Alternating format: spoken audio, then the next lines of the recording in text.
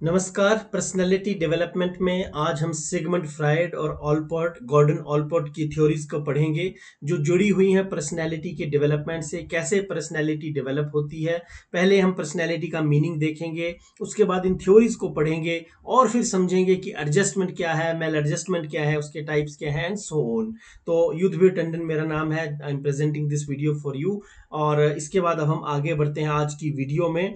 और सबसे पहले अगर हम बात करें कि क्या मतलब है पर्सनैलिटी का या what is the meaning of the personality, तो मैं आपको बताना चाहूं कि ये रूट्स अगर हिस्ट्री की हम बात करें तो लैटिन वर्ड परसोना से लिया गया है पर्सनैलिटी। और लैटिन में परसोना का एक मीनिंग जो है वो इंग्लिश में अगर हम उसको ट्रांसलेट करें तो वो, या हिंदी में हम उसका मीनिंग समझे तो वो है मुखौटा या मास्क, इंग्लिश में उसका मतलब है। तो जब पुराने समय में जो है वो लोग कोई एक्ट प्ले करते थे स्टेज पर, तो वो जब परसोना लगाते थे, मुखौटा लगाते थे, तो उसके बाद वो एक्ट प्ले करते थे। तो कहीं ना कहीं उससे रिजेंबल होती है ये चीज और उससे जुड़ी हुई है ये चीज। और पर्सनैलिटी डेवलपमेंट जो है वो ग्रोथ और डेवलपमेंट को भी इंडिकेट करता है, रेफर करता है। लेकिन कौन सी ग्रोथ और डेवलपमेंट को? जो हमारी थिंकिंग, फीलिंग और बिहेवियर पैटर्न में होती है। यानी ये कॉग्निटिव डोमेन से भी जुड़ी है क्योंकि इसमें थिंकिंग की बात हो रही है, ये अफेक्टिव डोमेन से जुड़ा है क्योंकि इसमें फीलिंग की बात हो रही है, और क्योंकि इसमें जो है वो बिहेवियर पैटर्न्स की बात हो रही है, तो हम सभी जानते हैं कि लर्निंग से भी जुड़ा हुआ है, because learning is relatively permanent change in behaviour. अब हम आगे बढ़ते हैं और देखते हैं कि इसमें क्या क्या इंक्लूड है। जैसे ट्रेट्स इसमें इंक्लूड है। आप अल्पोर्ट की जब थ्योरी को पढ़ेंगे, गॉर्डन अल्पोर्ट की, तो वो थ्योरी ही ट्रेट थ्योरी के नाम से जानी जाती है। इसमें एटीट्यूड को इंक्लूड किया जाता है, कॉन्फिडेंस को, हैबिट को, नेचर को और बिहेवियर को जो है वो इसमें इंक्लूड किया जाता है। सिगमंड फ्रायड एक बड़ा महत्वपूर्ण नाम आता है जिसने हैबिट्स और एटीट्यूड और नेचर बिहेवियर को लेकर के काफी कुछ कमेंट्स किए हैं अपनी थ्योरी में, जिसको हम इस वीडियो में देखने और पढ़ने वाले हैं। तो सबसे पहले आइए बिना देर किए हम समझते हैं कि पर्सनैलिटी में सिगमंड फ्रायड का क्या व्यू पॉइंट है। तो देखिए, जो सिगमंड फ्रायड या फ्रायड जिनको कहा जाता है, वो साइकोसेक्सुअल जो एक फील्ड ऑफ साइकोलॉजी है, या ये यूं भी हम कह सकते हैं कि ये एक वेव ऑफ साइकोलॉजी, जो थर्ड वेव ऑफ साइकोलॉजी जिसको हम कहते हैं, उसके फादर हैं। और इन्हें साइको एनालिसिस का फादर भी कहा जाता है। जो इनकी ये थ्योरी है, इसे psycho analysis theory, 5 stage theory और साइकोसेक्सुअल थ्योरी, 3 नामों से जाना जाता है। अब फ्रायड जो है वो एक ऐसा व्यक्तित्व है जिन्होंने अपने जब इन्होंने इस पर्सनैलिटी की फील्ड में रिसर्च करना शुरू की, तो इससे पहले के जितने भी साइकोलॉजिस्ट थे, रिसर्चर थे, वो पर्सनैलिटी को सिर्फ और सिर्फ जनरली जो है वो डिफाइन करते थे। जैसे मान लीजिए किसी का रंग किसी तरह का है तो वो इस तरह का होगा, कोई मोटा है तो उसकी पर्सनैलिटी ऐसी होगी, कोई पतला है तो उसकी पर्सनैलिटी ऐसी होगी। लेकिन एक प्योर रिसर्च जो है वो इसमें यदि किसी ने की, या उसको उस रिसर्च को अगर किसी ने सामने लाया, तो वो फ्रायड है। अब फ्रायड जो है वो बेसिकली साइकोलॉजिस्ट नहीं थे, वो बेसिकली क्या थे? एक फिजिशियन थे, मनोचिकित्सक थे, जिनके पास जो है वो हिस्टीरिया के पेशेंट्स, हिस्टीरिया एक ऐसी बीमारी है जिसमें व्यक्ति को लगता है कि उसको बॉडी के किसी पार्ट में पेन या डिस्कम्फर्ट हो रहा है, बट बेसिकली उस बॉडी के पार्ट से कोई लेना देना नहीं होता है। बेसिकली वो उसके ब्रेन की फंक्शनिंग होती है जो उसको वहां पर फील करवा रही होती है कि वहां पर उसे पेन है। तो उसने उन हिस्टीरिया के पेशेंट्स के ऊपर रिसर्च की, उनकी केस स्टडीज को जो है वो एक तरीके से एनालाइज किया, उनको उनको एनेक्डोट उनका किया, रिकॉर्ड करने के बाद उसको एज ए स्टडी जो है वो प्रेजेंट किया। तो ये सिगमंड फ्रायड हैं, जिनका नाम साइको जो एनालिसिस है, साइको सेक्सुअल डेवलपमेंट में जो है वो चरम शिखर पर जो है वो लिया जाता है। अब फ्रायड, जैसा कि मैंने आपको पहले बताया, वो हिस्टीरिया के पेशेंट को जो है वो स्टडी करते थे, उनका इलाज करते थे।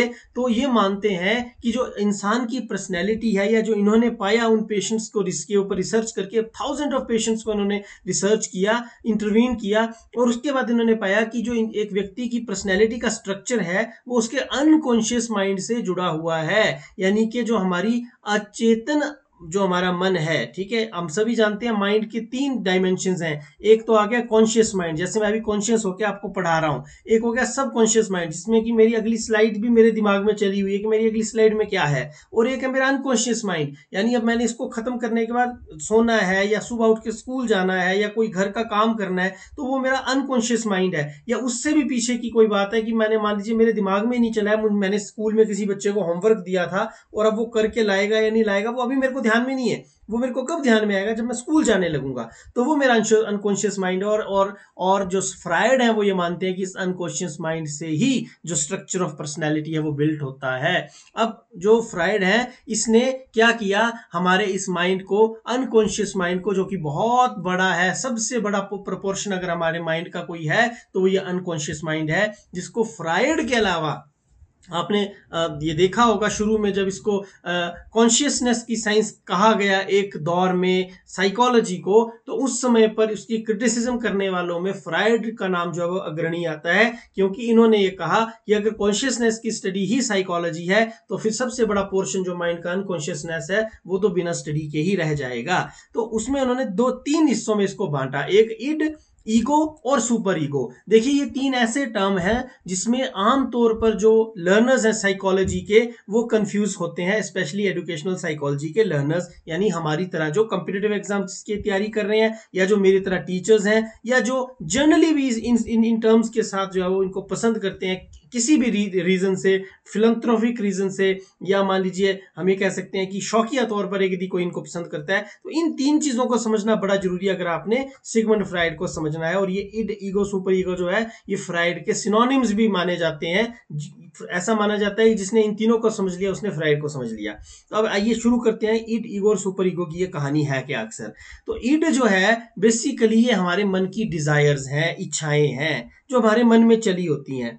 जैसे मेरे मन में हो सकता है एक इच्छा हो कि मैंने कार लेनी है, ठीक है, अब वो मेरी इच्छा है, ठीक है, तो वो मेरी ईड कहलाएगी। और जो मेरा सुपर ईगो है वो बिल्कुल इसके उलट है, वो मेरी वैल्यूज हैं, वो मेरी वैल्यू है, वैल्यू ऑफ सेविंग। अगर मेरे अंदर सेविंग की वैल्यू है, अगर मेरे अंदर प्रोकास्टिनेशन की वैल्यू है, अगर मेरे अंदर ये वैल्यू है कि मैं जो है वो मतलब बड़ा ज्यादा मित व्ययी हूँ, इकोनॉमिक हूँ, तो वो कहीं ना कहीं मेरी वैल्यूज में आएगा। और ईगो की अगर हम अगर हम ईड में अगर डिजायर की बात करें तो डिजायर जो है वो इविल भी हो सकती है, या इसका जो मेन स्वरूप है वो इविल होता है, ठीक है, मतलब ये दुष्ट भावनाएं जो है वो हमारे मन की, उनको हम ईड कहते हैं। और दूसरी ओर सुपर ईगो जो है वो एक संत की भांति काम करता है, ठीक है। अब देखिए हमारे मन में अक्सर हमने मूवीज में देखा होगा ना कि कोई जो गुंडा होता है या जो एक मान लीजिए कोई फीमेल विलन होती है, तो उसके ना एक शरीर के कंधे के एक तरफ से जो है वो एक विलन निकल के आ जाता है, और एक तरफ से जो है वो क्या निकल करके आ जाता है, उसी का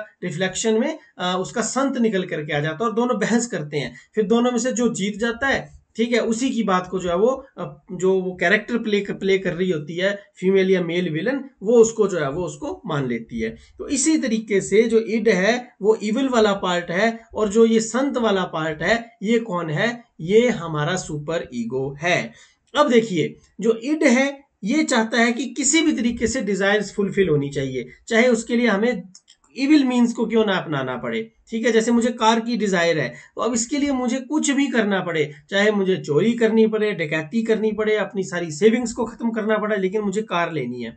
अब दूसरी और सुपर ईगो है वो वैल्यूज पे चलता है, वो बोलता है देखो चोरी तो आपको करनी है नहीं, आपके पास जो अपनी सेविंग है उसी में से लेना है, लेकिन अब सेविंग्स भी बचा के रखनी है, फ्यूचर का भी ध्यान करना है, और जरूरतें भी हैं, तो मेरी वैल्यूज जो है वो मुझे उसमें रोक रही हैं। तो मतलब दोनों ही केसेस में मुझे पेनफुल सिचुएशंस में से गुजरना पड़ सकता है। अगर मेरे पास कार नहीं है तब भी मुझे पेन हो रहा है, क्योंकि मेरी तो डिजायर है ना कार लेने की, और दूसरी ओर क्योंकि मेरी वैल्यूज मुझे बोल रही हैं अभी कार मत लो, अभी आप सोच के चलो, रुक के चलो, फूंक फूंक के कदम रखो, जितनी चादर है उतना पैर फंसाओ, पैर पसारो। तो यहां पर भी जो है वो मुझे थोड़ा सा डिस्कंफर्ट या मुझे पेनफुल सिचुएशन जो है वो फील हो रही है।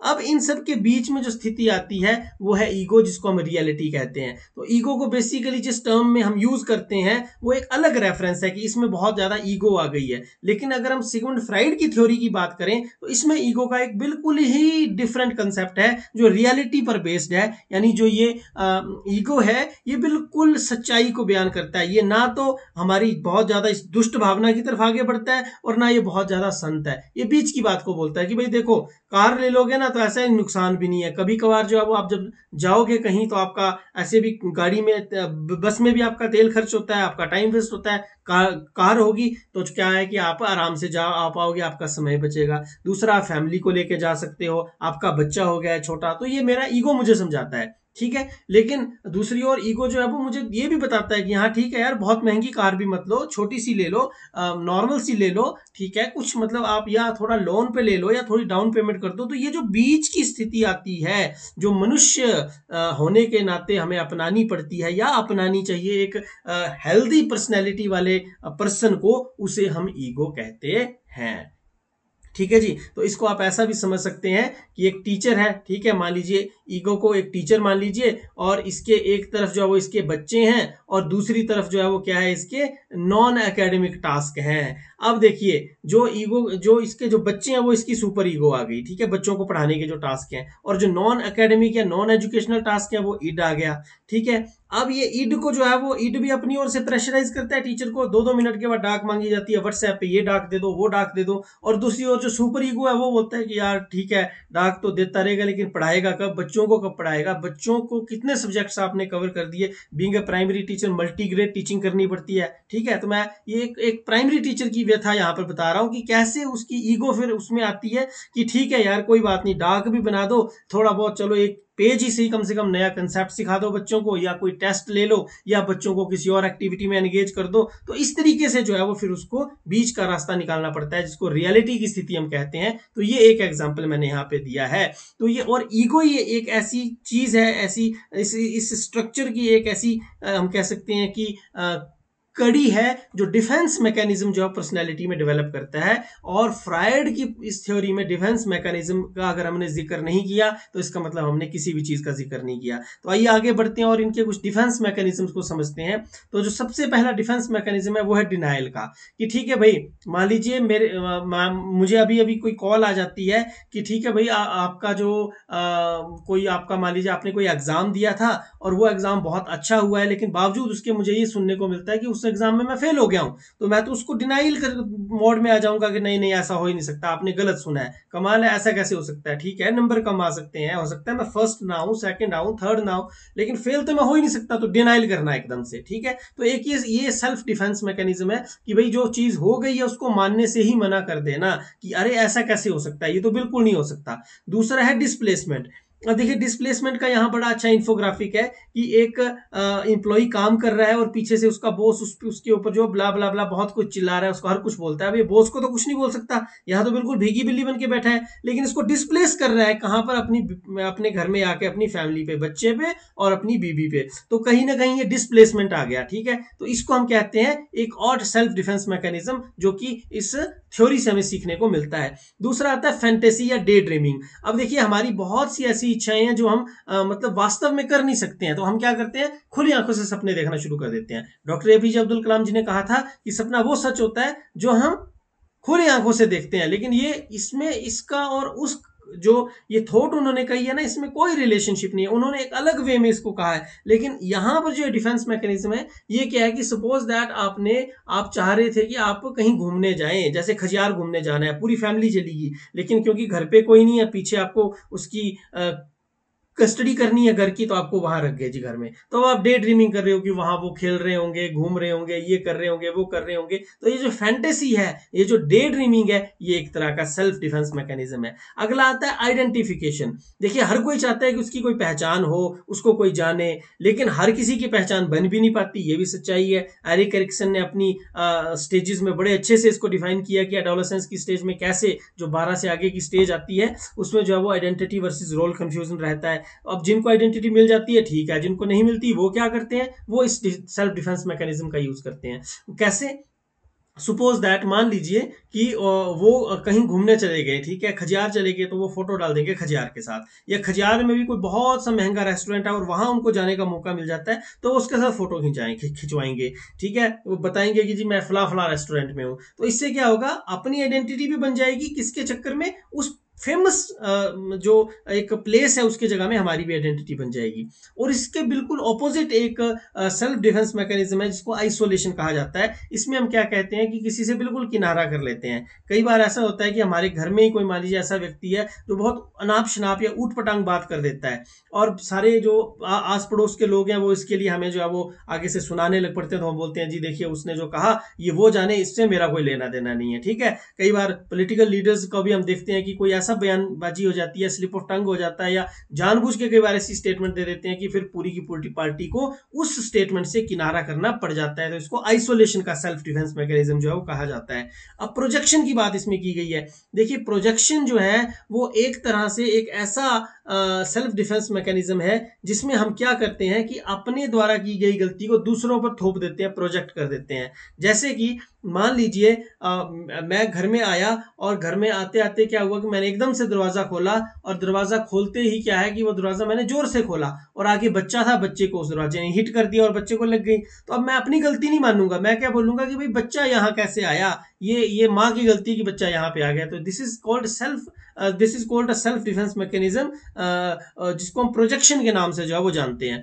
अब एक और इसका उलट है, हम उसको क्या कह सकते हैं, रैशनलाइजेशन। यानी कि मान लीजिए हम बोलेंगे कि ठीक है यार आपकी गलती तो नहीं है इसमें, लेकिन मैं भी गलत नहीं हूं, मैंने दरवाजा खोला, मुझे क्या पता था कि आगे बच्चा होगा, ठीक है। या मान लीजिए अपने द्वारा की गई किसी गलती को सही साबित करने का प्रयास करना ही रैशनलाइजेशन कहलाता है। और रिएक्शन फॉर्मेशन अगेन, अब क्या है कि मान लीजिए हमारे मन में किसी चीज को लेकर के कोई विचार है, ठीक है, हम चाहते हैं कि भाई हम जैसे बीइंग ए टीचर हो सकता है कि हमारे मन में कोई ऐसे भाव हो जिनको हम सोसाइटी में पब्लिकली नहीं एक्सप्रेस कर सकते हैं, बिकॉज हम टीचर हैं, हमें एक बड़ा अच्छा एक मतलब मेंटेन करके चलना पड़ता है ना। लेकिन अब मान लीजिए किसी व्यक्ति को जो है वो हो सकता है कि कोई उसकी अपनी डिजायर्स हो, तो वो क्या करेगा, उनको अपने ऑफ आवर्स में जिसमें उसको कोई देख नहीं रहा है, बिल्कुल सोसाइटी से दूर उन डिजायर्स को पूरा करने की कोशिश जो है वो करेगा। आमतौर पे हम देखते हैं कि जो पॉलिटिकल लीडर्स हैं या जो बड़े बड़े संत हैं, जिनका बाद में हमें पता चलता है, सभी संत नहीं,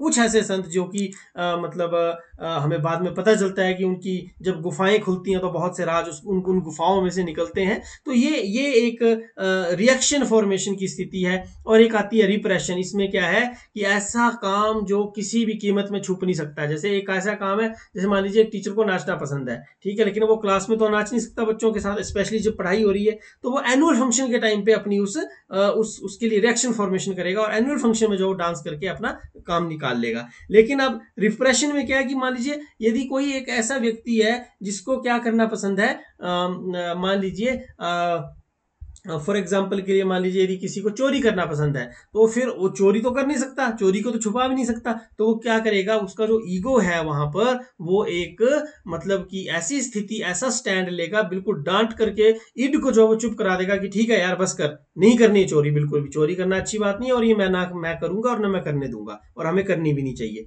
तो ये जो डिफेंस मैकेनिज्म है इसको रिप्रेशन के नाम से जाना जाता है। और सब्लिमेशन जो है, अगेन जो सब्लिमेशन है उसमें आप देख सकते हैं कि इसमें क्या आता है कि एक व्यक्ति है जिसको बहुत ज्यादा एनर्जी है, उसके अंदर एनर्जी चैनलाइज करने का कोई प्रोसेस नहीं, और वो अपने दोस्तों के साथ लड़ाई कर रहा है, पियर्स के साथ लड़ाई कर रहा है, तो उसको हम क्या बोल सकते हैं कि यार तू बॉक्सिंग सीख, ठीक है, बॉक्सिंग का जो ये बैग है, पंचिंग बैग, इसको पंच मार जितने मार सकता है। तो इससे क्या है, देखो सब्लिमेशन हो रही है। ये अब इसका अगर अच्छा बॉक्सर बन जाता है तो देश के लिए मेडल ला सकता है, काम वही कर रहा है जो इसको पसंद है। ऐसे इसने अपने दोस्तों को पीटना था, अब ये किसको पीट रहा है, इस पंचिंग बैग को पीट रहा है, और फायदा इसको हो रहा है, इसको कोई नेगेटिव कोई नहीं बोलेगा, इसको कोई बोलेगा नहीं कि तू इसको क्यों पीट रहा है, और हो सकता है देश का नाम रोशन और अपना नाम भी रोशन करे। तो एरिस्टोटल ने कहा है knowing yourself is the beginning of all wisdom. अगर आप अपने आप को जान जाते हैं तो यही जो है वो हर प्रकार के ज्ञान की शुरुआत है। अब फ्राइड की साइकोसेक्सुअल स्टेजेस की हम बात कर लेते हैं। अब इन स्टेजेस में दो तरह की चीजें हमें देखने को मिलेंगी, एक रिग्रेशन और दूसरा फिक्सेशन। वो कैसे, आइए समझते हैं।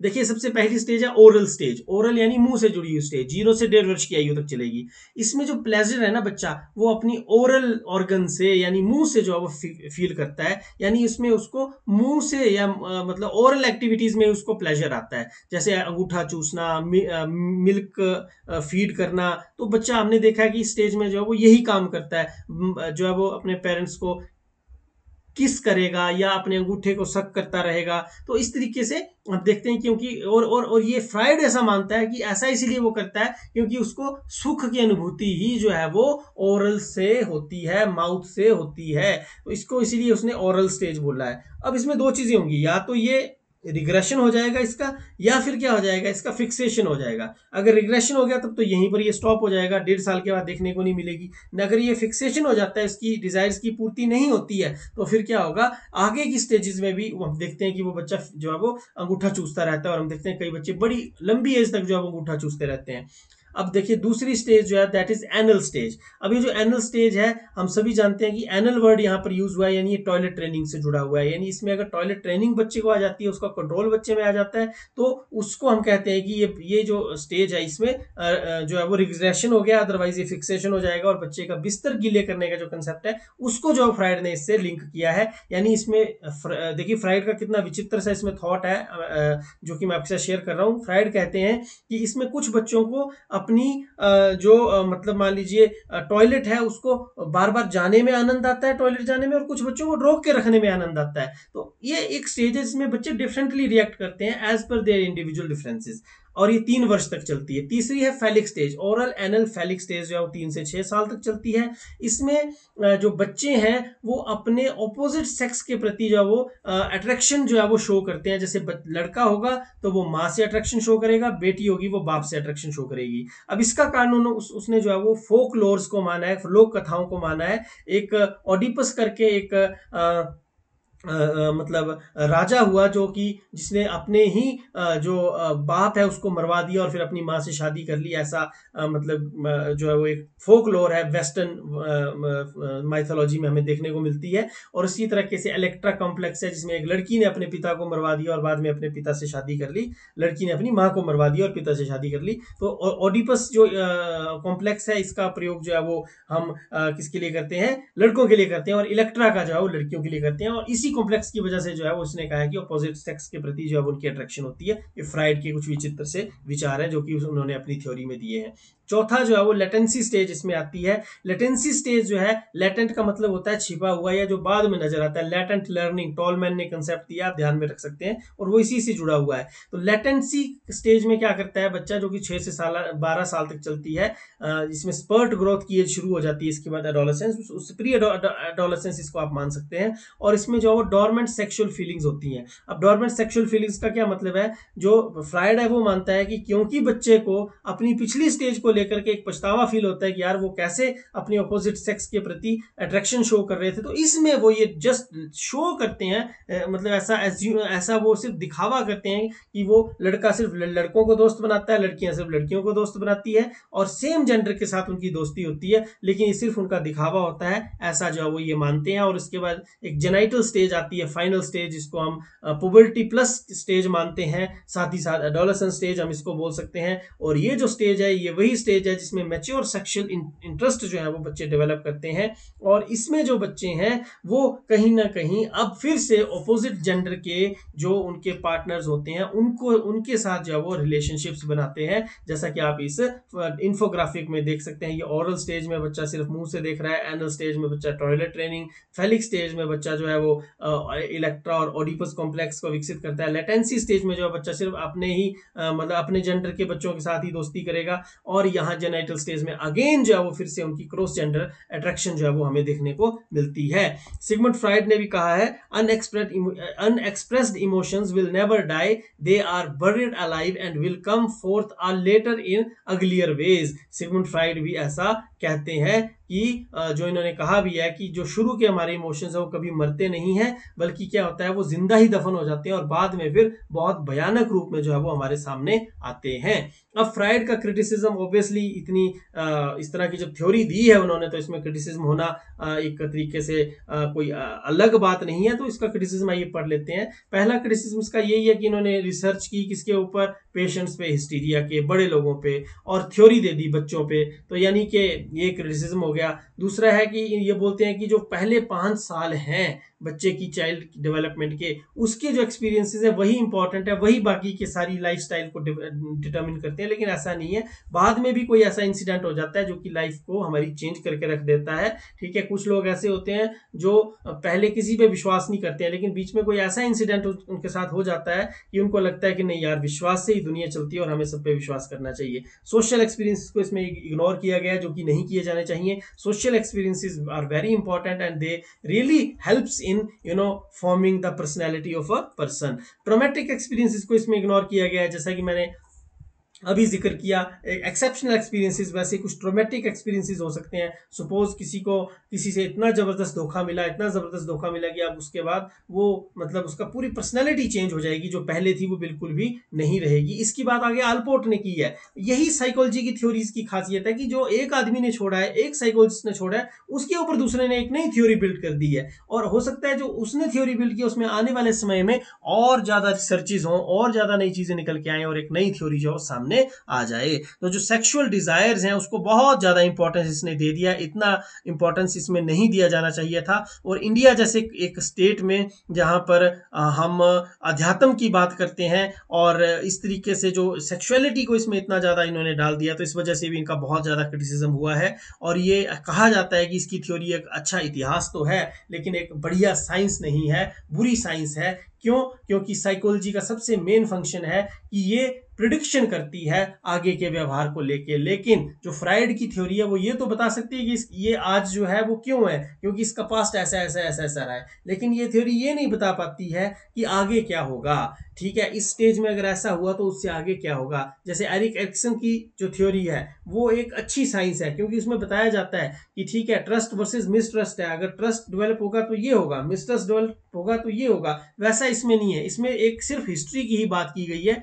और इसको जो है वो मुझे लगता है कि कहीं ना कहीं हमें थोड़ा सा क्रिटिसिज्म के पॉइंट ऑफ व्यू से हम इसको लिख सकते हैं अपने एग्जाम में, और समझने के लिए भी जरूरी है। अब आई गॉर्डन ऑलपोर्ट की वो थ्योरी जिसकी मैं इतनी देर से बात कर रहा था, जो थ्योरी इसी चीज पर बनी है जिन चीजों को इन्होंने जो है वो हमारे क्या नाम है अपने सिगमंड फ्रायड ने छोड़ दिया है। अब देखिए, डायनामिक्स ऑफ पर्सनैलिटी की हम बात कर रहे हैं, तो ये इन्होंने दी जो थ्योरी उसको बोलते हैं ट्रेट थ्योरी। और इस ट्रेट थ्योरी, ट्रेट होते हैं गुण, खासियत क्या है, विशेषताएं क्या है। इन्होंने कहा कि किसी भी व्यक्ति के व्यक्तित्व की 3 प्रकार के ट्रेट्स होंगे, कार्डिनल, सेंट्रल और सेकेंडरी। जब ये अपनी रिसर्च शुरू कर रहे थे तो उससे पहले इन्होंने जब लाइब्रेरीज में विजिट किया तो डिफरेंट लाइब्रेरीज की डिक्शनरी में इन्होंने क्या पाया कि 4000 के करीब ऐसे शब्द हैं जो इंसान की पर्सनैलिटी को डिस्क्राइब करने के लिए इंग्लिश लैंग्वेज में यूज किए जाते हैं। उन्होंने उन 4000 शब्दों को मोटा मोटी इन 3 कैटेगरीज में बांटा। तो उनकी रिसर्च कितनी लेबोरियस थी इसका अंदाजा हम इस बात से लगा सकते हैं। इसके बाद इन्होंने फंक्शनल ऑटोनॉमी की बात की। ये वही बात है जिसको उन्होंने छोड़ दिया। उन्होंने बोला था ना कि ठीक है, शुरू के 5 सालों में जो एक्सपीरियंसेस मिलेंगे उसी से ही सारा कुछ निर्धारित हो जाएगा। लेकिन इन्होंने बताया कि ऐसा नहीं है। Motive becomes independent over time. जैसे जैसे समय बीतता है हमारे जो मोटिव्स है वो इंडिपेंडेंट होते जाते हैं, और कई बार तो सडन चेंज उनमें हमें देखने को मिलता है जिसका कि हमारे पास्ट से कोई खास लेना देना होता नहीं है। इसके साथ इन्होंने कहा personality is shaped by inherited traits and environment, जिसको हमारे सिगमंड फ्रायड ने बिल्कुल इनकार कर दिया है। जबकि इन्होंने इसी पर थ्योरी बिल्ड की कि इनहेरेंट ट्रेट्स जो है हमारे अंदर के, वो हमारी पर्सनैलिटी को निर्धारित करते हैं, और साथ ही साथ हमें एनवायरनमेंट कैसा मिलता है वो उसको जो है वो मतलब उसको डिटरमिन करता है। फिर इन्होंने एम्फेसिस किया किसके ऊपर, कॉन्टिन्यूस मोटिवेशन और इंडिविजुअल यूनिकनेस पे। इन्होंने कहा कि हर इंडिविजुअल यूनिक है, उसकी डेवलपमेंट जो है, उसकी पर्सनैलिटी जो है वो बिल्कुल डिफरेंट हो सकती है। और मोटिवेशन का रोल इन्होंने बताया कि मोटिवेशन यदि टाइम टू टाइम मिलती रहेगी तो पर्सनैलिटी में पॉजिटिव डेवलपमेंट हमें देखने को मिलेगा। गॉर्डन ऑलपोर्ट की एक कोट है कि personality is the dynamic organisation within the individual of those psychological systems that determine his characteristics, behaviour and thought. इसके बाद गॉर्डन ऑलपोर्ट की थ्योरी जो पर्सनैलिटी डेवलपमेंट की है, ये 1936 में इन्होंने जो है वो इसको प्रपोन किया। और वही फैक्ट जो मैंने आपको बताया कि 4000 शब्द थे ऐसे जो कि पर्सनैलिटी को डिटरमिन करते थे, उसको उन्होंने 3 ट्रेट्स में डिवाइड कर दिया। और इन्होंने क्या किया, कॉन्शियस मोटिव्स के ऊपर जो है वो ज्यादा फोकस दिया है as compare to unconscious drives. जैसा कि सिगमंड फ्रायड कहते थे कि अनकॉन्शियस जो स्ट्रक्चर है हमारे माइंड का उसको उन्होंने ईड ईगो सुपर ईगो में डिवाइड किया, लेकिन उन्होंने कहा नहीं, हमारे कॉन्शियस मोटिव्स जो है वो ज्यादा हमारी पर्सनैलिटी को जो है वो डिटरमिन करते हैं। Then further he introduce the concept of functional autonomy, जिसकी मैंने अभी बात की कि इसमें क्या है कि बिहेवियर में become independent of original motives. शुरू में हमारा किस तरीके का अनुभव रहा है उससे उससे ओरिजिनल मोटिव से बिल्कुल इंडिपेंडेंट हो सकती है हमारा जो बिहेवियर है, और इसी को उन्होंने फंक्शनल ऑटोनॉमी कहा। अब उन्होंने जो ट्रेट्स हैं उनको कार्डिनल, सेंट्रल और सेकेंडरी में ट्रेट किया है। जो कार्डिनल ट्रेट्स हैं वो है डोमिनेंट और प्रिवेसिव, यानी कि ये ऐसे गुण होते हैं जो किसी भी व्यक्तित्व का पर्याय बन जाते हैं। फॉर एग्जाम्पल महात्मा गांधी को यदि हम एक शब्द में उनको डिफाइन करना चाहें तो हम अहिंसा बोल सकते हैं, सत्याग्रह बोल सकते हैं, सत्य कह सकते हैं। इसी तरीके से मदर टेरेसा को कहें तो गुडनेस है, उनकी जो है वो सेवा भावना है। वल्लभ भाई पटेल जी को कहें तो वो लौह पुरुष है, ठीक है। भगत सिंह को कहें तो वो शहीद आजम है, ठीक है। जो उनके अंदर शहीदी का या देश के प्रति बलिदान का जो एक ट्रेड था वो सबसे सर्वोच्च था, और इसी वजह से आज उनको हम जानते हैं। तो ये कार्डिनल ट्रेड्स होते हैं जो किसी की पर्सनैलिटी में इतने हावी होते हैं, इतने हावी होते हैं कि वो उसकी पर्सनैलिटी, उसके उसके पूरे के पूरे व्यक्तित्व का ही पर्याय बन जाते हैं। इसके बाद जो सेंट्रल ट्रेड्स हैं, ये वो ट्रेड्स हैं जो जनरल कैरेक्टरिस्टिक्स हैं, जैसे किसी का गुस्सा आ जाना, किसी का बुद्धिमान होना, किसी का सहनशील होना, धैर्यवान होना, किसी का चतुर होना, ठीक है। ये एक सेंट्रल ट्रेड्स हैं। और कुछ सेकेंडरी ट्रेड्स होते हैं जो कुछ सिचुएशंस में, स्पेसिफिक सिचुएशंस में देखने को मिलते हैं। जैसे कि हो सकता है महात्मा गांधी जी ने जब ये बात कही थी कि कोई अगर एक गाल पे थप्पड़ मारे तो दूसरा गाल आगे कर देना चाहिए, वो उनका कार्डिनल ट्रेट है। लेकिन कभी कभी उनको भी गुस्सा आता होगा। हमने उनकी एक्सपेरिमेंट विद ट्रूथ बुक पढ़ी है, उसमें उन्होंने खुद जिक्र किया है कि बचपन में उन्होंने एक बार चोरी भी की। तो ये उनका एक सेकेंडरी ट्रेट हो सकता है, सिचुएशन स्पेसिफिक, उसमें क्या सिचुएशन थी वो एक अलग चीज आ गई। लेकिन जो उनका कार्डिनल ट्रेट है वो उनकी थ्योरी को जो है, उनकी पर्सनैलिटी को जो है वो डिटरमिन करता है, ना कि उनके सेकेंडरी ट्रेट्स। हाँ, ये बीच में रहते जरूर है, बट ये सिचुएशन स्पेसिफिक है। जैसे मान लीजिए मुझे हो सकता है कि जब मैं लाइन में कभी खड़ा हूँ, क्यूज में कभी खड़ा हूँ, तो मैं उस प्रेशर को हैंडल नहीं कर पाता। या बीइंग ए टीचर हो सकता है मैं पढ़ाते समय बहुत अच्छा हूँ, लेकिन जब मुझे डाक का काम पड़ता है या जो मुझे एक्स्ट्रा टीचिंग से एक्स्ट्रा कोई काम पड़ता है वो मुझे बहुत डिस्टर्ब करता है। तो वो मेरा क्या है, सेकेंडरी ट्रेट में मेरा जो है वो चीज सारी की सारी आती है। गॉर्डन ऑलपोर्ट फिर से एक बार कहते हैं कि healthy personality is unified and goal directed. इसके बाद देखिए इन्होंने एक और कंसेप्ट दिया प्रोप्रियम का, और ये बड़ा इसके लेकर के बड़े मिसकंसेप्शन से रहते हैं, बड़ा कंफ्यूजिंग भरा ये कंसेप्ट है, लेकिन इसको आज हम बड़े आसानी से समझने का प्रयास करेंगे कि प्रोप्रियम है क्या। तो ऑलपोर्ट जो है वो डिफाइन करते हैं प्रोप्रियम को as the aspect of personality that makes inward unity. इसके बाद ये कहते हैं it includes self awareness, self identity, self esteem etcetera. और ये डेवलपमेंट है जो proprium occurs in stage from infancy to adulthood. Proprium जो है वो धीरे धीरे डेवलप होता है। ये होता क्या है ये हम अगली स्लाइड में समझेंगे। फिलहाल आप ये समझिए कि प्रोपियम जो है वो उन्होंने एक टर्म यूज की है एक पर्टिकुलर कंसेप्ट के लिए, और ये जो एक डेवलपमेंट कंसेप्ट है ये इन्फेंसी से डेवलप होना शुरू हो जाता है एक बच्चे में, और अडल्टहुड तक जो है वो डेवलप होता रहता है। इसमें सेल्फ आइडेंटिटी, सेल्फ एस्टीम, इसमें आप ध्यान से देखिएगा सेल्फ शब्द को, ठीक है। आगे अगली स्लाइड में मैं आपको एक्सप्लेन करूंगा। ये सेल्फ आइडेंटिटी, सेल्फ एस्टीम को जो है वो इसमें इंक्लूड किया जाता है। अब देखिए यहां पे हम समझते हैं स्टेजेस ऑफ प्रोपियम डेवलपमेंट। तो प्रोपियम डेवलपमेंट को हम सेल्फहुड भी कह सकते हैं। देखिए हमारी दो तरह की फंक्शनिंग है, एक है अपॉर्चुनिस्टिक फंक्शनिंग और एक है प्रोप्रिएट फंक्शनिंग। जो अपॉर्चुनिस्टिक फंक्शनिंग है वो है हमारी जो बेसिक नीड्स हैं, फिजियोलॉजिकल नीड्स हैं, उनको फुलफिल करने के लिए, लेकिन इससे हमारी पर्सनैलिटी का निर्धारण नहीं होता है, ऐसा ऑलपोर्ट मानते हैं। जब बेसिक नीड्स की फुलफिलमेंट वाली जो हमारी ये फंक्शनिंग है इससे नहीं होता, तो फिर किससे होता है, ये होता है हमारी सेल्फ फंक्शनिंग से या प्रोप्रिएट फंक्शनिंग से। तो अगर सिंपल भाषा में हम कहें कि प्रोपियम क्या है, तो ये सेल्फहुड है या कंसेप्ट ऑफ सेल्फ है। इसकी 7 स्टेजेस इन्होंने दी हैं, जिसको मैंने यहाँ टेबल में दिखाया है। बारी बारी इनको हम एक्सप्लेन करते हैं। सबसे पहले 1 साल तक के बच्चे में आता है बॉडीली सेल्फ, यानी अवेयरनेस ऑफ अपनी बॉडी के अंगों के बारे में अवेयरनेस। बच्चा अपने हाथ को देखता है, पैर को देखता है, आंख को देखता है, कान को देखता है, नाक को देखता है और खुश होता है कि ये मेरा हाथ है, मेरा हैंडू है, मेरे जूते हैं, मेरा शरीर, मेरा घुटना है, ठीक है, मेरा पेट है, ठीक है, मेरा माथा है, मेरा सिर है, मेरे बाल है। तो बच्चा अवेयरनेस डेवलप करता है किसके बारे में, अपनी बॉडी की सेंसेशंस को लेकर के। उसके बाद सेल्फ आइडेंटिटी डेवलप होती है 1 से 3 साल में। इसमें इसमें बच्चा अवेयर होता है, डिस्टिंक्ट करता है और कंसल्ट करता है किसको लेकर के, अपने बारे में। यानी बच्चा जो है वो इसमें अपनी आइडेंटिटी को बिल्ड करता है। इसमें बच्चा सिर्फ अपनी बॉडी को ही समझने तक सीमित नहीं रहता, बल्कि वो अपने नाम, अपनी अपनी जो है वो मान लीजिए अपने खिलौने, इस तरह की चीज़ों से जुड़ाव अपना महसूस करता है। फिर सेल्फ एस्टीम की जब हम बात करते हैं तो ये आगे 2 से 4 साल में जाती है। और पिछली स्टेज की एक खास बात हो रहा है कि इसमें बच्चा जो है वो कहीं ना कहीं लैंग्वेज भी थोड़ी थोड़ी सीखना शुरू कर देता है। लैंग्वेज डेवलपमेंट की शुरुआत इसमें हो जाती है। और इस सेल्फ एस्टीम की स्टेज में तो लैंग्वेज पूरे तरीके से काफ़ी हद तक डेवलप हो चुकी होती है, अभी डेवलपिंग होती है बट डेवलप हो चुकी होती है काफ़ी, क्योंकि लैंग्वेज एक्विजिशन डिवाइस जिसकी चॉम्स्की ने जिक्र किया है वो इस स्टेज में काफ़ी ज़्यादा फास्ट रहता है उसकी फंक्शनिंग। इसमें वो क्या कहते हैं सेल्फ एस्टीम में कि feelings of pride and Shem जो है बच्चे में आ जाती है। यानी कि बच्चे को प्राइड की फीलिंग आ जाती है या शेम की फीलिंग आ जाती है। अब यहाँ पर अगर ऑटोनॉमी होगी बच्चे के पास, ठीक है, जैसे एरिक एरिक्सन ने कहा था ऑटोनॉमी वर्सेस शेम, तो अगर ऑटोनॉमी होगी बच्चे को काम करने की स्वायत्ता होगी तो उसमें प्राइड आएगा, अदरवाइज उसमें शेम आ जाएगा। तो ये सारी थ्योरीज वैसे इंटरलिंक्ड ही होती हैं। सेल्फ एक्सटेंशन की बात करें तो इसमें अब सेल्फ एस्टीम का एक्सटेंशन हो जाता है। इसमें वो अपने पोजेशंस को आइडेंटिफाई स्टार्ट करना शुरू कर देता है। जैसे ये मेरे दादा है, ये सॉरी दादा है, दादी है, चाचा है, चाची है, दूर के रिश्तेदारों को, ठीक है, ये मेरा भैया है, ये मेरा मामू है, उनके साथ जो है वो अपना पोजेशन जो है वो उसको पहचानना शुरू कर देता है।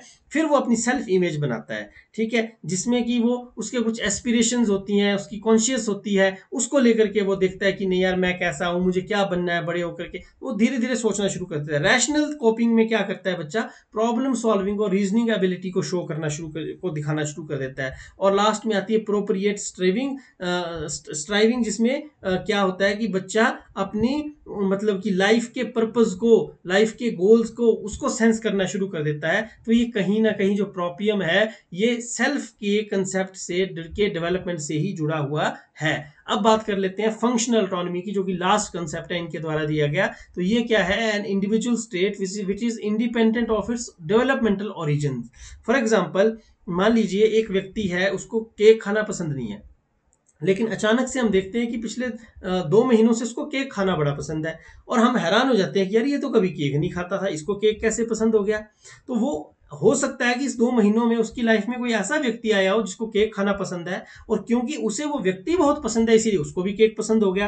तो ये है फंक्शनल ऑटोनॉमी, जिसको फ्रायड ने क्या किया है, इग्नोर कर दिया। वो कहता है कि शुरू के 5 सालों में यदि किसी को कोई चीज पसंद है तो लाइफ में पसंद रहेगी, नहीं पसंद है तो लाइफ भर पसंद नहीं रहेगी। एक कोट भी हमने पढ़ा था कि जो हमारे थॉट्स हैं, इमोशंस है, वो कभी मरते नहीं है, वो सिर्फ जिंदा दफन हो जाते हैं और बाद में फिर उससे भी ज्यादा अगलियर फॉर्म में जो है वो निकल करके सामने आते हैं। तो इसकी उलट जो फंक्शनल ऑटोनॉमी की बात ऑलपोर्ट ने की है। ये इन्होंने आइडिया जो है किया और इन्होंने कहा कि behaviour continues independently of original motives. 2 तरह की ये रहती हैं, प्रिजर्वेटिव जिसमें सिंपल न्यूरोलॉजिकल फंक्शंस है, जैसे हम मान लीजिए हम 8 घंटे की नींद लेते हैं, 6 घंटे की नींद लेते हैं, हम जो है वो रोज 8 बजे खाना खाते हैं, ये सिंपल न्यूरोलॉजिकल फंक्शंस हो गए। और प्रोप्रिएट फंक्शनल ऑटोनॉमी कौन सी होगी कि नया इंटरेस्ट आ जाना, नया इंटेंशन डेवलप हो जाना। तो ये मैंने अभी जस्ट बात की। इस पिक्चर में आप देख सकते हैं कि कैसे एक बच्चा जो है वो आप देख सकते हैं कि यहाँ पर बचपन में इसको अपने मतलब एक ये डॉग है, पालतू पशु है, बिल्ली आई थिंक कैट है, इससे प्रेम है और बड़े होकर के वो इसी का डॉक्टर बन गया है। तो ये इन्होंने इसको बताया है कि किस तरीके से जो फंक्शनल ऑटोनॉमी है वो हमें देखने को मिल सकती है। ये सेल्फ डायरेक्शन और मोटिवेशन को हाईलाइट करती है कि बच्चे को यदि मोटिवेशन मिलती रहेगी तभी जाकर के जो बचपन के उसके मतलब मान लीजिए कोई एक हम कह सकते हैं कि इंटरेस्ट है, वो फ्यूचर में जाकर के जो है वो डेवलप हो सकता है। अदरवाइज वो इंडिपेंडेंट हो सकता है और उसमें बदलाव भी हमें देखने को मिल सकते हैं।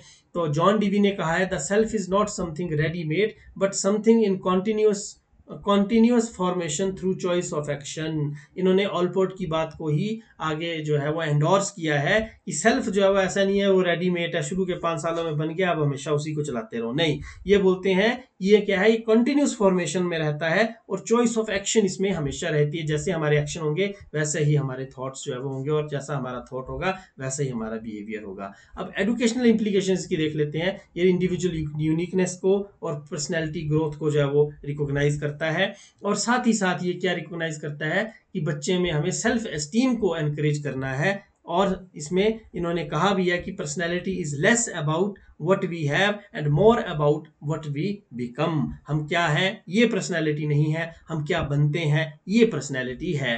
एडजस्टमेंट की हम बात कर लेते हैं जल्दी से। एडजस्टमेंट क्या है? It refers to the process by which individuals balance their needs and with the demands of their environment. अपने एनवायरनमेंट की डिमांड के हिसाब से अपनी नीड्स को एडजस्ट करना। और एजुकेशनल कंटेक्स्ट में हम बात करें तो एक कितने अच्छी तरीके से एक स्टूडेंट जो है वो कोप कर पाता है, मैनेज कर पाता है, एडजस्ट कर पाता है एकेडमिक, सोशल, इमोशनल चैलेंजेस को जो कि उसकी लाइफ में है, उसको बैलेंस करने के लिए अपनी लाइफ को, यही एडजस्टमेंट है। एडजस्टमेंट की बहुत से टाइप्स हो सकते हैं। पर्सनल एडजस्टमेंट है जो सेल्फ कंसेप्ट से जुड़ी है, मेंटल हेल्थ से जुड़ी है और इमोशनल वेलबींग से जुड़ी है। सोशल एडजस्टमेंट हो सकती है जिसमें कैसे हमारे हेल्दी रिलेशनशिप्स बनते हैं पीयर, टीचर्स और अदर के साथ, वो शामिल है। एकेडमिक एडजस्टमेंट हो सकती है जिसमें हम अपनी स्टडी हैबिट्स को कैसे एडजस्ट करते हैं, लर्निंग एनवायरनमेंट को कैसे एडजस्ट करते हैं और अपनी परफॉर्मेंस को कैसे एडजस्ट करते हैं, वो शामिल है। इमोशनल एडजस्टमेंट हो सकती है जिसमें हम अपने इमोशंस को, stress, anger, fear, anxiety, Joy को कैसे इफेक्टिवली मैनेज कर पाते हैं, उसकी बात हम करते हैं। कार्ल रोजर्स कहते हैं, जिन्होंने एक सेल्फ कंसेप्ट थ्योरी भी दी है बड़ी जबरदस्त, वो कहते हैं the curious paradox is that when I accepted myself just as I am then I can change. मैं तभी अपने आप को बदल सकता हूं जब मैं एक्सेप्ट करूं कि जो मैं हूं वो वास्तव में हूं। ठीक है, जब तक हम एक्सेप्ट ही नहीं करेंगे तब तक बदलने का तो सवाल ही पैदा नहीं होता। ये है हमारे कार्ल रोजर्स, ठीक है, जिन्होंने कहा। अब फैक्टर्स कौन कौन से जो अफेक्ट करते हैं? फैमिली का एनवायरनमेंट, अगर फैमिली का एनवायरनमेंट पॉजिटिव है, अच्छा सोशियो इकोनॉमिक कंडीशन है तो एडजस्टमेंट अच्छी होगी, अदरवाइज नहीं होगी। स्कूल का क्लाइमेट, टीचर का, स्टूडेंट का रिलेशनशिप कैसा है, पीयर का सपोर्ट कैसा है, उससे डिपेंड करेगी। पर्सनैलिटी ट्रेट कैसे हैं, रिजिलियंस है या नहीं है। ऐसा तो नहीं कि बड़ी जल्दी हार मान जाता है कोई बच्चा, तो उसकी एडजस्टमेंट नहीं होगी, वो माल एडजस्टेड होगा। सेल्फ एस्टीम है या नहीं है, ऑप्टिमिज्म है या नहीं है, इंट्रोवर्ट है बच्चा, एक्सट्रोवर्ट है, उस पर भी डिपेंड करेगा उसकी एडजस्टमेंट कैसी होती है। लाइफ के एक्सपीरियंस कैसे हैं, ऐसा नहीं कि बच्चा कोई ऐसा जो ट्रोमेटिक है उसमें पोस्ट ट्रोमेटिक हमें मतलब सिम्टम्स देखने को मिलेंगे फिर। या कोई बच्चा है जिसको जीतने की आदत है, उसने कभी हार देखी ही नहीं है, वो भी एडजस्ट नहीं कर पाएगा हारने पे। ठीक है, इसके साथ हेल्थ एंड फिजिकल वेलबींग अगर अच्छी है, क्रॉनिक इलनेस नहीं है, कोई डिसेबिलिटी नहीं है, तो वो अच्छे से एडजस्ट कर पाएगा, अदरवाइज मुश्किल आएगी। कल्चरल एंड सोसाइटल इन्फ्लुएंस भी जो है वो इसको अफेक्ट करते हैं। और एक कोट है, behaviour is the mirror in which everyone shows there image. ज्योत की ये जो है वो डेफिनेशन है। और इसके बाद सिम्टम्स हम देख लेते हैं माल एडजस्टमेंट के। इसमें इमोशनल सिम्टम्स में क्या है? एंग्जाइटी है, डिप्रेशन है, एक्सेसिव एंगर है, मूड स्विंग है। अगर कोई बच्चा इमोशनली माल एडजस्टेड है तो उसमें ये सब देखने को मिलेंगे। बिहेवियर में क्या क्या देखने को मिलेगा? एग्रेसिवनेस, विड्रॉल, एब्सेंटिज्म, डिसओबीडियंस, है ना। स्कूल में कोई बच्चा बात ही नहीं मान रहा है, बार बार एब्सेंट रह रहा है, एग्रेसिवनेस शो कर रहा है, हर बात से पीछे हट जाता है, कोई भी नया काम है करना ही नहीं चाहता, पीछे हट जाता है, इट मीन्स कि वो मैल एडजस्टेड है, उसकी एडजस्टमेंट नहीं हुई है। एकेडमिक सिम्टम क्या हो सकते हैं? परफॉर्मेंस ही वीक है उसकी, इंटरेस्ट ही नहीं डेवलप हो रहा है और फ्रीक्वेंट फेलियर है। इससे बच्चा लर्नड हेल्पलेसनेस भी कई बार डेवलप कर लेता है, जो कि एक बहुत ही चिंताजनक स्थिति आ जाती है। और इससे इसका जो एक जिक्र है वो हमने ऑपरेंट कंडीशनिंग में जब हम पढ़ेंगे उनको तो उसमें देखेंगे कि ये चीज आती है, तो इससे बचाना बच्चे को बड़ा जरूरी है। सोशल सिम्टम्स क्या है? सोशल सिम्टम्स हो सकते हैं कि आइसोलेट रह रहा है बच्चा, बुलिंग बिहेवियर है उसका, सबके साथ झगड़ा ही करता रहता है ना। फिजिकल सिम्टम्स भी हो सकते हैं, जैसे कुछ मान लो सर दर्द रह रही है, पेट में दर्द रह रही है बच्चे को, तो कहीं ना कहीं हो सकता है वो एडजस्ट नहीं कर पा रहा हो एनवायरनमेंट के साथ। अब विलियम बटलर यीट्स बोलते हैं कि education is not the filling of a pail but the lighting of a fire. तो ये बड़ी ज़बरदस्त बात जो है वो उन्होंने कही है, जिसको हम कहीं ना कहीं माल एडजस्टमेंट को रिलेट कर सकते हैं कि बच्चे को हमें माल एडजस्टेड नहीं बनाना है, वेल एडजस्टेड बनाना है।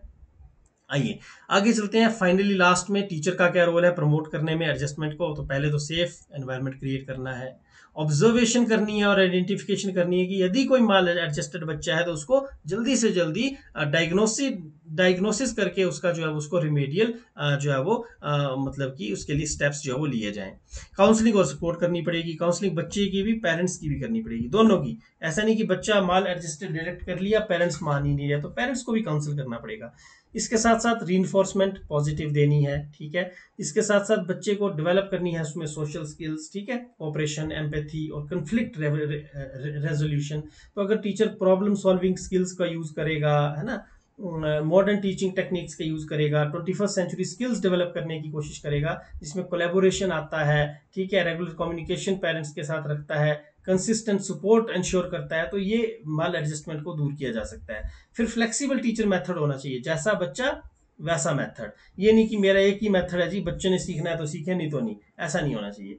अब विलियम जेम्स बोलते हैं the greatest discovery of my generation is that human being can alter his life by altering his attitude. तो कहीं ना कहीं एक रे ऑफ होप हमें विलियम जेम्स देते हैं कि अगर हम अपने एटीट्यूड को अल्टर करते हैं तो हम अपनी लाइफ को अल्टर कर सकते हैं। तो ये एक टीचर का काम है कि कैसे वो बच्चों के एटीट्यूड को अल्टर करने में एक डिसीजिव रोल जो है वो प्ले करता है, निर्णायक भूमिका जो है वो निभाता है, और इसका लाभ जो है बच्चों को मिलेगा। विलियम जेम्स के बाद अब हम होम टेकिंग मैसेज के साथ आज की इस वीडियो को कंक्लूड करेंगे। I know this video has been a very long video, but आपके लिए नहीं, मेरे लिए भी ये लॉन्ग है। तो उम्मीद करते हैं कि आपको इसका कुछ ना कुछ फायदा जो है वो जरूर मिलेगा। तो nothing is impossible, the word itself says I am possible. तो ये बड़ी पुरानी कोट है जो हम बचपन से सुनते आए हैं, और बिल्कुल सही भी है। इम्पॉसिबल अपने आप में कहता है कि मैं भी पॉसिबल हूँ। तो इसी के साथ थैंक यू सो मच। उम्मीद करते हैं कि आपको वीडियो अच्छी लगी होगी, इंफॉर्मेटिव लगी होगी, एंगेजिंग लगी होगी, और मैंने कोशिश की है कि आपके प्रीवियस नॉलेज के साथ इसको रिलेट कर करके मैं कंसेप्ट को आगे बढ़ाऊं। Thank you so much. फिर से मुलाकात होगी किसी नई वीडियो में, तब तक के लिए नमस्कार, धन्यवाद, जय हिंद।